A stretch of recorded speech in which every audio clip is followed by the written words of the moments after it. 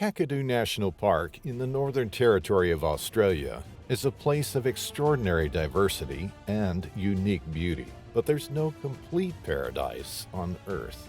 Plenty of wild animal species roam the park and its waterways, making Kakadu a potential ground for tragedy. In this video, we'll tell the story of Bill Scott, an avid fisherman and a loyal family man who was snatched from his boat by a huge crocodile and dragged beneath the surface to the deep. It was a Saturday on June 7, 2014, when Bill Scott and his wife Roslyn headed out to Darwin, Australia, and made their way to Bill Dean Billabong. The Billabong, which is located on the South Alligator River System inside Kakadu National Park, was one of Bill's favorite places in the entire world.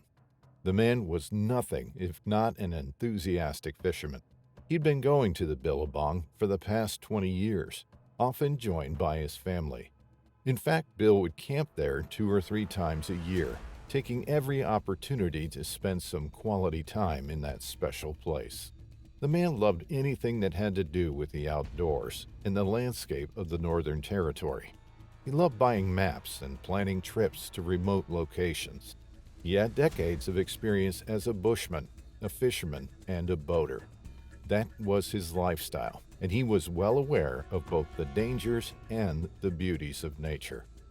Once Bill and Roslyn arrived at the Billabong, they were greeted by their son Aaron and his wife Joanne. Like his father, Aaron was also deeply devoted to the outdoors. He'd been going on trips into the wild ever since he was a kid, always an enthusiastic presence at his father's side. Both Bill and Aaron had their boats, and they were eager to get out on the water and start fishing amidst the beauty of Kakadu National Park. Kakadu National Park is a World Heritage Site with diverse landscape, flora, and fauna. Many plant and animal species in the park are rare, endangered, vulnerable, or endemic, perfectly adapted to their habitat. But there are some species that thrive inside the park, so much so that they are now considered a problem. It is the case of crocodiles, which have, over time, taken over the park's waterways. Crocodile hunting has been banned since 1972. Ever since, their number has skyrocketed, and some experts consider there to be an overpopulation. In fact, some even speculate crocodiles inside the Kakadu National Park are now as large and as numerous as before European settlement. Bill Scott knew there were crocodiles in the park. He never took unnecessary risks. Once he and his wife Roslyn arrived at the Bill Dean Billabong, they met up with Aaron, their son, and Joanne, their daughter-in-law.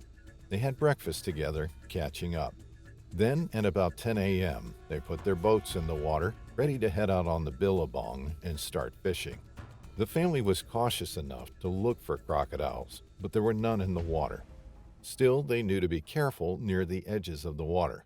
Their small boats were perfect for navigating on the Billabong. They moved upstream for about 3 miles. Then Bill and his family started fishing. They weren't in a hurry. It was a Saturday morning, and they planned to camp in the park until Monday.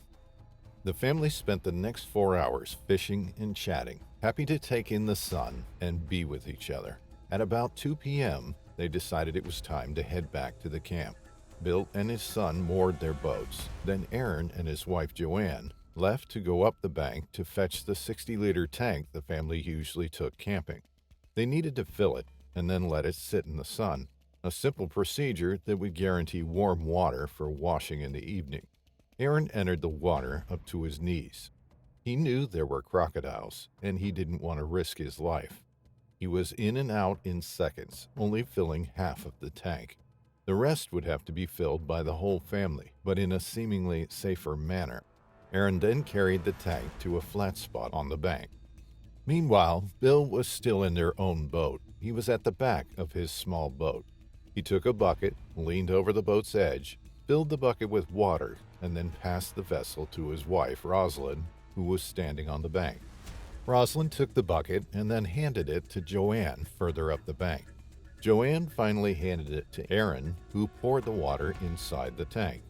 It was teamwork. Everyone chipped in. After the second bucket, the tank was nearly full. and the family discussed whether a third bucket was needed or not. Roslyn decided to hand one of the buckets back to Bill and have him fill it, but the man never got the chance. Suddenly, the boat began to rock. At the same time, Roslyn noted a small ripple in the water. The harsh movement knocked Bill Scott off balance. Struggling to steady himself, 62-year-old Bill Scott put his hands out towards the back of the boat, and that's when it happened. A massive crocodile shot out of the water from behind the motor with an unexpected speed. The animal closed its huge jaws around Bill's left arm, shoulder, and chest. It was over in seconds. In an instant, the huge creature snatched Bill Scott from the boat and dragged him deep beneath the water's surface. Roslyn and Joanne watched in horror. Aaron, who had his back turned, thought he heard his father say something, but once he turned around toward his father, he only saw a splash. All of them started crying in terror. Aaron raced to the boat and started circling the area, hoping his father would somehow manage to free himself from the croc's mouth and swim back to the surface. In reality, there was nothing they could do to help the man. He was nowhere to be seen. The family started screaming louder. "Bill, if you can hear us, make a noise and we'll come find you," they called out. But there was no answer. Aaron then jumped into his boat, reversed it some 50 feet, stopped and looked around. Nothing. Then he spotted a ripple about 165 feet downstream. He chased it, but once again saw nothing.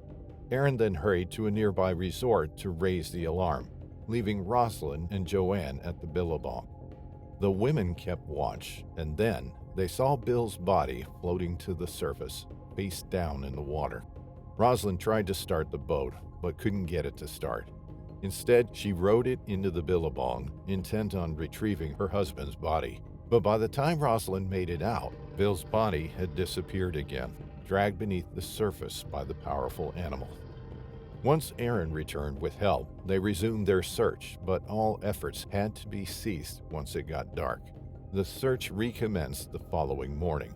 Just before noon, Water Cop Wade Rogers shot a crocodile fitting the description of the one that took Bill. The crocodile measured 15 feet. It was indeed a huge creature. An autopsy was conducted at the location. As soon as rangers opened up the body, they were met with a gruesome sight. Bill Scott's remains were found inside the crocodile's stomach. Bill Scott's tragic fate sparked an inquest indicating that crocodiles have become familiar with humans and boats and generally have not developed the fear of humans that once existed when humans were also predators. This means crocodiles in the area are no longer afraid to snatch humans out of their boats. Of the 21 people killed by crocs in the Northern Territory since 1974, 4 died in 2014. The largest annual toll since records began.